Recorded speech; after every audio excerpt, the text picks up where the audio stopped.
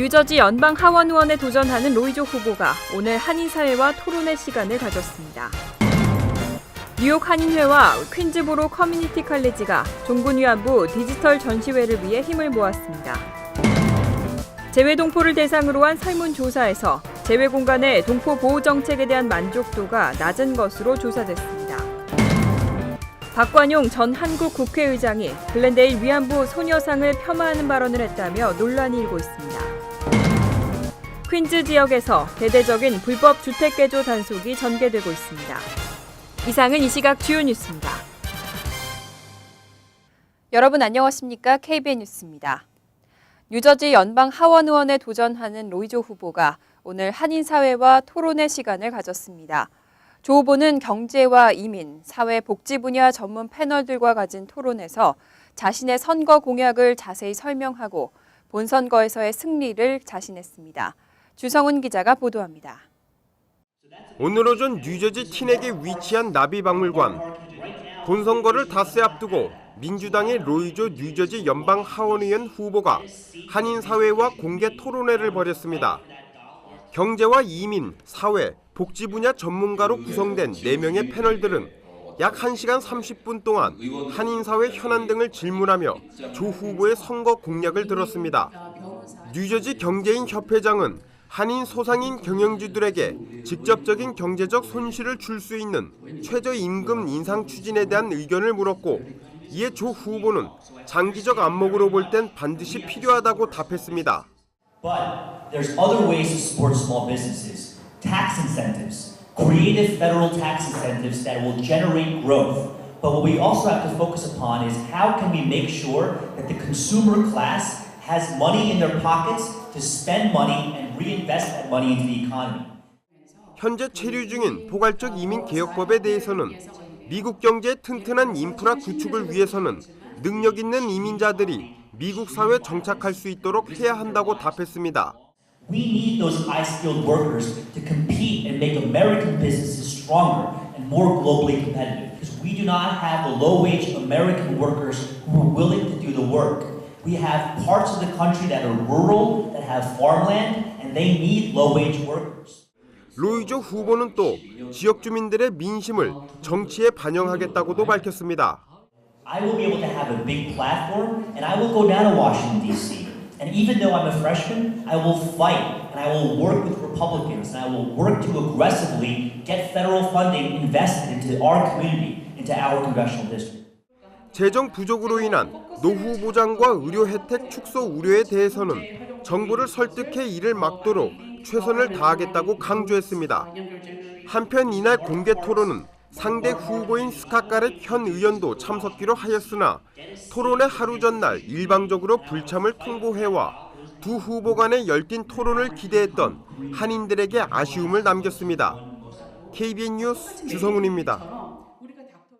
뉴욕 한인회와 퀸즈보로 커뮤니티 칼리지가 종군 위안부 디지털 전시회를 위해 힘을 모았습니다. 위안부 문제는 역사에서 지워져선 안 될 중요한 사안이라며 후세에 이 사실을 널리 알릴 수 있도록 한인들의 전폭적인 지지를 부탁했습니다. 박민기 기자가 보도합니다. 뉴욕 한인회와 퀸즈보로 커뮤니티 컬리지가 전쟁 당시 위안부 피해자들의 상황을 알리기 위한 위안부 디지털 전시회를 개최합니다. 닥터 플러그 홀로코스트 센터 사무총장과 민승기 뉴욕 한인회 회장 등이 참석한 오늘 기자회견은 위안부 전시실 설립을 위한 기금 모금 행사를 설명하는 자리로 꾸며졌습니다. 닥터 플러그 사무총장은 사람들이 홀로코스트에는 많은 관심을 보이는 반면 위안부 문제는 아직까지 자세히 알지 못하는 것이 사실이라며 두 사건 피해자들 모두 똑같은 난관을 헤쳐나왔다고 강조했습니다. The more we studied it, the more we looked at it, we couldn't find a reason to say no. We just couldn't find a reason to say no. What was happening to these young women in Asia during World War II was happening to the people who were Holocaust survivors today in Europe during World War II. 쿠퍼버그 홀로코스트 센터와 함께 이번 위안부 전시회를 계획한 민승기 뉴욕 한인회 회장은 위안부 이슈는 인종차별과 여성인권 침해를 대표하는 세계적인 문제라고 밝혔습니다. 또한 금액에 상관없이 모금 행사에 꼭 참석해 위안부 역사를 후세에 알리는 데 동참해줄 것을 부탁했습니다. 2차 세전 때 있었던 일제의 만행을 규탄하기 위한 것이 아니고 우리 후손들에게 위안부로서 희생되신 분들을 그분들의 이야기를 기억함으로써 우리 인류 역사에 다시는 그러한 일이 벌어지지 않도록 하는데 그 목표가 있는 것입니다. 오늘 참석한 홀로코스트 생존자 에셀 캐치 씨는 위안부 피해 여성들을 직접 만나보진 못했지만 우리는 마음으로 서로 통한다며 위안부 전시실 설립을 적극 지지했습니다. 위안부 연구전시실 설립을 위한 기금 모금 행사는 퀸즈보로 커뮤니티 컬리지에 위치한 쿠퍼버그 홀로코스트 센터에서 오는 11월 10일 오후 7시에 개최됩니다. KBN 뉴스 박민기입니다. 재외 동포들을 대상으로 재외 공간의 서비스와 대한민국에 대한 인식 등에 관해 설문조사가 실시됐습니다. 이 가운데 재외 공간의 동포보호 항목의 점수가 겨우 59점에 그치면서 만족도가 한참 떨어지는 것으로 나타났습니다. 국회 외교통일위원회 소속 새정치민주연합 원혜영 의원이 동포 전문 매체 월드코리안과 공동으로 지난 9월 22일에서 30일까지 설문조사를 실시했습니다. 이 조사는 46개국의 동포 337명을 대상으로 외교부의 공공서비스에 대한 인식과 만족도, 대한민국에 대한 인식 등이 조사됐습니다. 공관 업무와 관련해서는 청렴도 70.25점, 친절도 69.75점, 대민 서비스 66.75점으로 비교적 높은 점수를 받았지만 선거 공정성 및 투표 편의성은 63점, 동포 보호 59점 등으로 낮은 평가를 받았습니다. 또 대한민국의 발전 수준을 묻는 질문에는 과반이 넘는 응답자인 53.9%가 국가 위상은 높지만 삶의 질은 낮은 중진국이라고 대답했습니다. 또 대한민국이 가장 시급하게 해결해야 할 문제에 대해선 응답자의 62.8%가 법과 원칙이 바로 선 사회 문화 정착이라고 대답했습니다. 한편 재외동포재단에서 운영하고 있는 재외동포 포털 코리안넷에 대해서는 이용한다는 비율이 27.6%인 반면 이용하지 않는다는 응답이 72.4%에 달해 재외동포 포털의 활성화 대책이 시급한 것으로 드러났습니다. 박관용 전 한국 국회의장이 얼마 전 글렌데일 위안부 소녀상을 방문했었는데 돌아가는 길에 이 소녀상을 폄하하는 발언을 했다는 보도가 나왔습니다. 미주 한인사회가 일본 역사 왜곡 바로잡기에 한창인데 여기에 찬물을 끼얹은 셈이라며 비난이 쏟아지고 있습니다.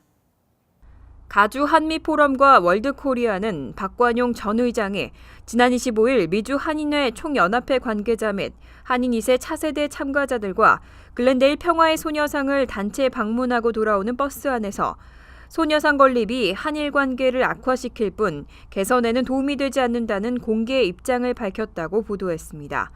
현장에 있던 관계자들에 따르면 박 의장은 버스 안에서 마이크를 잡고 글렌데일 소녀상이 반일에는 도움이 될지 모르지만 일본 내의 반감도 엄청나다며 시간이 흐른 만큼 과거의 아픔도 묻을 때가 됐다고 말한 것으로 전해졌습니다. 이와 같은 발언이 알려지자 한인단체 관계자들은 한국에서 국회의장을 지낸 정치인이 이와 같은 발언을 했다는 사실이 믿어지지 않는다며 강하게 비난하고 있습니다. 이에 대해 박 전 의장은 한일 관계를 미래지향적, 협력적인 모습으로 끌고 가야 한다는 취지였다고 해명했습니다. 퀸즈 지역에서 대대적인 불법 주택 개조 단속이 전개되고 있습니다. 불법 개조 혐의가 의심되는 주택을 대상으로는 진입 허가 영장도 발부되고 있습니다. 적발되면 최고 2만 5천 달러의 벌금이 부과됩니다. 뉴욕시 빌딩국은 지난 회계연도에 발부된 주택 진입 허가 영장 278건 가운데 272건이 퀸즈에서 집행됐다고 밝혔습니다. 영장은 빌딩국 조사관들이 불법 개조 의심주택 조사를 위해 방문했지만 문이 잠겨 있거나 거주자가 없어 실질적인 현장 조사가 이루어지지 않을 경우 발부됩니다. 기본적으로 거주자의 동의가 없으면 현장 조사를 할 수 없지만 영장을 확보하면 조사관들이 강제로 문을 열고 건물 안으로 들어갈 수 있습니다. 이 밖에도 빌딩국에 접수된 불법 주택 개조와 관련된 민원 신고의 절반이 퀸즈 지역인 것으로 나타났습니다. 앤서니 율리아노 빌딩국 퀸즈보로 연락관은 빌딩국이 최근 퀸즈 지역에서 불법 주택 개조 단속을 강화하고 있다고 말했습니다. 빌딩국에 따르면 주택 불법 개조는 단독주택의 지하실을 거주용으로 만들고 사람을 입주시킨 경우와 주거 조닝이 아닌 곳에 일반 주택을 지은 경우 등이 해당됩니다. 또 일반 아파트방을 임대해 룸메이트 형태로 운영하는 것도 단속 대상이며 적발될 경우 최고 2만 5천 달러의 벌금이 부과되고 심한 경우엔 형사처벌도 받게 됩니다. 깨진 유리창 이론이라고 들어보셨습니까? 뉴욕시가 30년째 실행하고 있는 이 이론은 유리창 파손범 같은 경범죄를 막아야 중범죄가 예방된다는 이론인데요. 실제로 뉴욕시에서 이 이론의 효과가 입증됐다는 분석이 나오고 있습니다. 뉴욕시립대 존 제이 칼리지 범죄심리학과의 보고서에 따르면 지난 1980년에는 6만 5천여 명의 경범죄자를 체포했지만 깨진 유리창 이론이 실행된 후 30년이 지난 2013년에는 247%가 증가한 22만 5,700여 명을 경범죄로 체포했습니다. 반면 중범죄 체포자는 1980년 8만 6,500여 명에서 1989년 14만 9,200여 명으로 급증했지만 2013년에는 총 9만 500여 명이 체포돼 지난 30년 동안 단 4.6% 증가하는 데 그쳤습니다. 이와 같은 결과에 대해 뉴욕시경은 큰 범죄를 막기 위해 유리창 파손범 같은 경범죄자부터 막아야 한다는 유리창 이론이 실효를 거둔 것이라고 분석했습니다. 실제로 1980년에는 주민 10만 명 가운데 1,900여 명이 살인과 성폭행, 강도 등의 폭력범죄를 저지른 반면 2013년에는 10만 명 중 500여 명에 불과했습니다. 하지만 일부 인권단체에서는 경범죄자 체포가 흑인과 히스패닉계 주민 등 일부 유색 인종들에게만 국한돼 있어 인종 차별 문제를 일으킨다며 치안 환경이 예전과 달라진 만큼 체포 일변도의 정책을 바꿔야 한다는 지적을 제기하고 있습니다. 삼성전자가 미국 소비자들로부터 집단 소송을 당했습니다. LCD TV를 LED TV로 속이고 판매해왔다는 주장인데 집단 소송인 만큼 논란이 더 커질 것으로 예상되고 있습니다. 샬라 레비노위츠 등 소비자 4명은 삼성전자가 최소 295개의 TV 제품군에 대해 LCD 화면을 마치 LED 화면인 것처럼 속여 판매해왔다며 연방법원에 소장을 제출했습니다. 이번 소장에 따르면 현재 LED란 이름이 붙어 판매되는 문제의 삼성전자 TV가 광원 역할을 하는 백라이트 장치를 기존 CCFL이 아닌 LED 전구를 이용했을 뿐 패널은 LCD라고 지적했습니다. 하지만 삼성전자가 제품 박스 외부나 설명서에 이와 같은 사실을 설명하지 않았다는 주장입니다. 이 때문에 패널 스스로 발광하는 기능이 없는 삼성전자의 LED TV는 정식 명칭이 LED 방식 LCD TV로 불려야 한다고 지적하고 있습니다.